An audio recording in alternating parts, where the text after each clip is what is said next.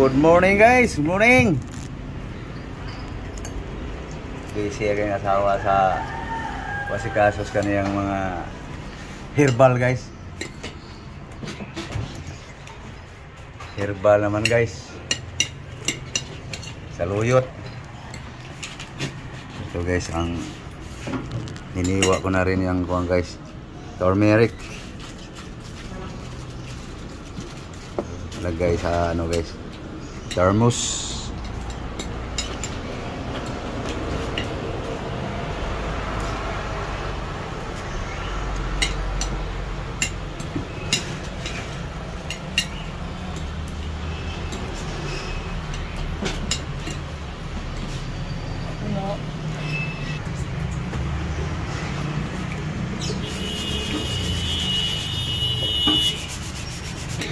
Tanel.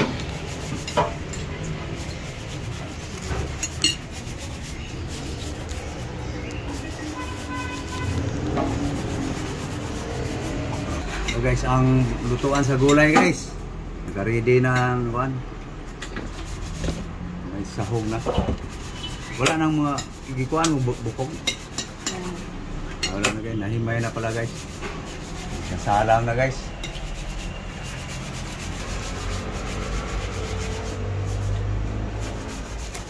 Dala.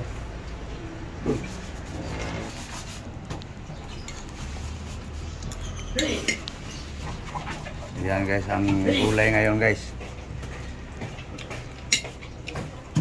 Guys, kahit nasa syudad na guys, bundok pa rin estilo guys. Ingat tawa guys.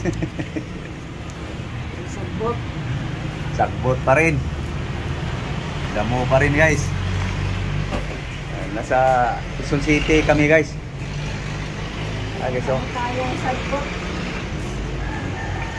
Guys oh.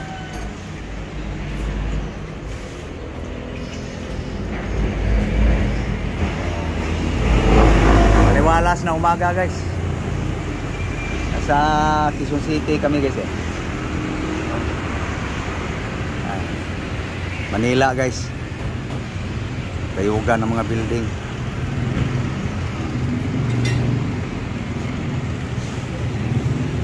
Mayon Avenue.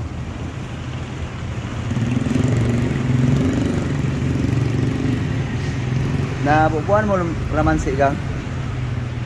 Guys, yung kalamansi. Wala. Ang hinuga sa gulay, kuhan lang. Si Buti, hindi siya nagtumigil sa pagbunga. May malaki na, may maliit, nagbubulaklak na naman.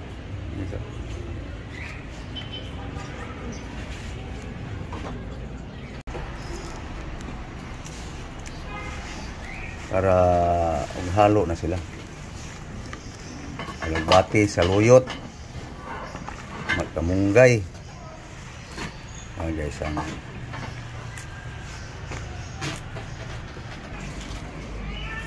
kaya guys, pinalangoy lang muna guys ang mga damo guys para mahugasan ang gusto guys. Maghalo-halo sila.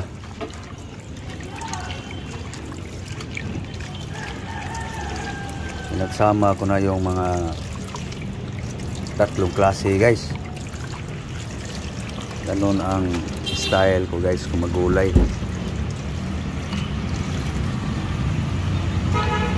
Yan na guys, bukas na guys. So, yung sabaw nito guys, magiging sabaw.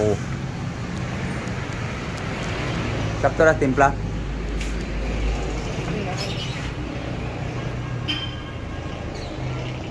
Okay na timpla. Pinagamay rin mo sabaw ba? Pinagamay rin mo. Atas na. Hilaw eh. Okay. Okay. Sabaw man yan. Yan guys, ang hilig sa gulay guys. Hindi yung sinasabi guys na kakain naman ako ng gulay. Ako guys talagang araw-araw. Dahilan din yun guys, ako'y allergy na. Hindi basta-basta kung ano makakain ng itlog, manok, maarte na ang dugo kasi. Kaya hinili ko na lang talaga para lang may makakain. Kumuha na sa kalamansi. Umunti na lang eh. Ito guys, binili ko kahapon guys. Kasi para lang sila may magamit guys kasama ko. Kasi dito kasi sa aking tanim guys, ganito kaliit guys, pipitasin na. Kaya bumili na lang ako para lang hindi muna ito lang mapitasan. Nakaraang taon pa to guys nagbunga. Pero mula pagbunga nito guys, isang piraso pa lang ang nagamit ko. Nauwi ako, wala, ubos yung malalaki. Mahilig din pala sa kalamansi yung kasama ko guys. Kaya ginawa ko, bumili na lang ako ng para pang service dito guys. Kasi gusto kong palakihin yung mga bunga muna sa itong tanim na to. Kaso lang kung sa Cebuano ba guys, di anam upo-upo. Di pa nga kumintab yung balat. Kaya bumili na lang ako pang kuwan. Ano lang naman guys, halagang 20, kulang-kulang 20 piraso eh. Okay lang yun guys, kasama eh. Ang sa akin lang guys, hindi lang muna mapitasan yung tanim ko.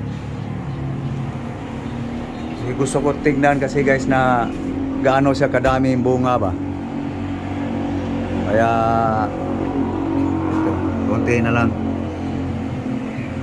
Kahapon ko pa yan binili guys, para man lang makahinga ng husto yung aking kalamansi. Simula pagbunga nito guys, nakaraang taon pa to, wala, ubos agad. Dito guys may mga bunga to. Ito, halos mga sanga niya may mga bunga. Ang kaso lang, kung kailan ako nagtanim ng kalamansi, saka pa naging hilig gumamit ng kalamansi.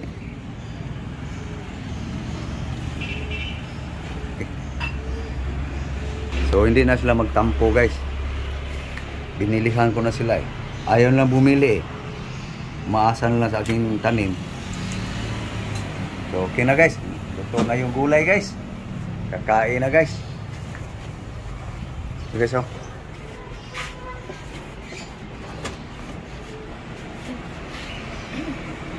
Kainan na. Kainan na. Kakao na. Okay. Ilang piraso sinahog mo? Isa lang. Ang sahog nito guys, pritong bisugo.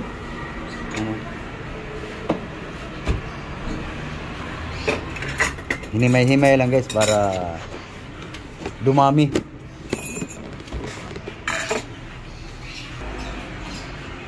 Hugas pa sa pinggan yung asawa ko guys para makapag hain na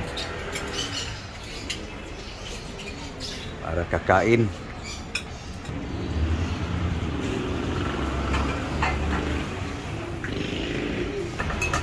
Okay, kain na guys.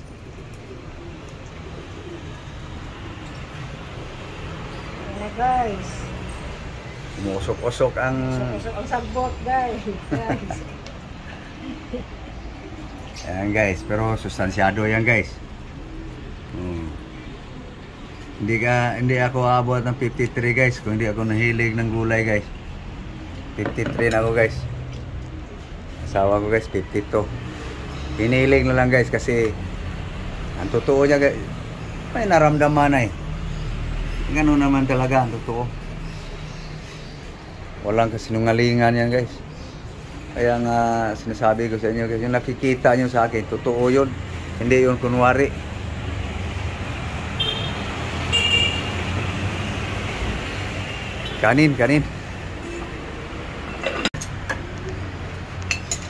Kanin. Walang pares guys. Ang pares yan guys na ulam, yung sahog na. Ganon katipid guys.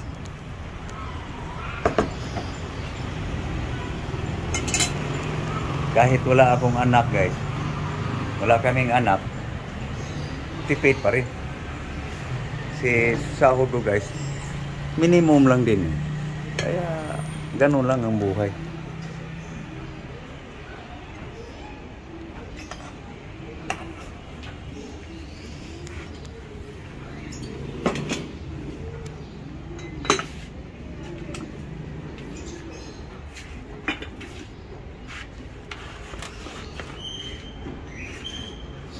So dito kami kakain guys sa upuan guys. Sarap kasi kumain guys nga naka upo guys eh. Ayong naka kung tawag sa amin guys, pungko-pungko ba. Yeah guys. Sausawa niya guys. Ano kaya isasawsaw nito? Ano? Pwede na. Masyado, sayang. Hindi lang maubos, tapon lang. So guys, nagbababad lang ang asawa ko. Ang gumawa siya ng ano, suka at saka 2 kutsarang asin.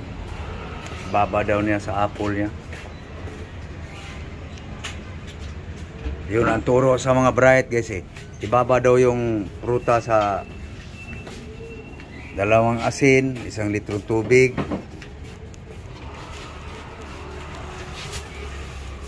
Para daw matanggal yung ano. Sabi ng mga bright guys.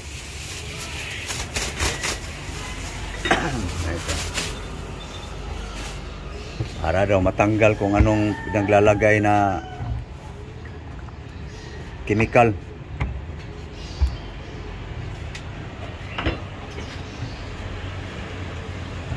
Anuhan mo. Ayan guys, para mababa talaga guys. Nalublog siya sa tubig guys. Okay guys, kain na tayo guys. Hi guys. Good morning guys. Almusal guys. Breakfast. Okay, so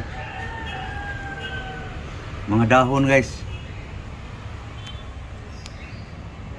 Oh. Lami talaga guys.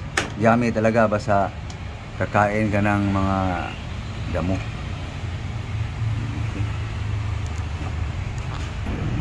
Okay guys, sa akin guys. Kasi cameraman ako guys eh. Bahugan guys ba? Murag bata.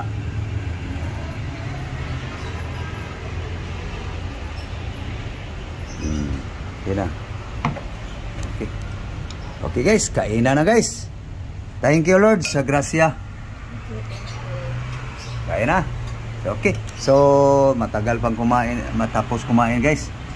So, ako magpapaalam lang muna guys. Sana kumain na rin kayo. So, thank you. Thank you all. To all subscribers sa aking YouTube channel. Thank you very very much guys. So, please like and share guys. Malaking bagay na yan sa amin guys. Mga content creator guys. Yung pagla-like, comment, share guys. So, thank you. Thank you very much sa mga follower ko sa Facebook. Kumusta? Kumusta? Mayong buntag sa tanan. Kumain ang aking asawa guys. Imbita ka naman. Kumain ka. Okay. So thank you. Thank you. Bye bye. God bless you all. Thank you.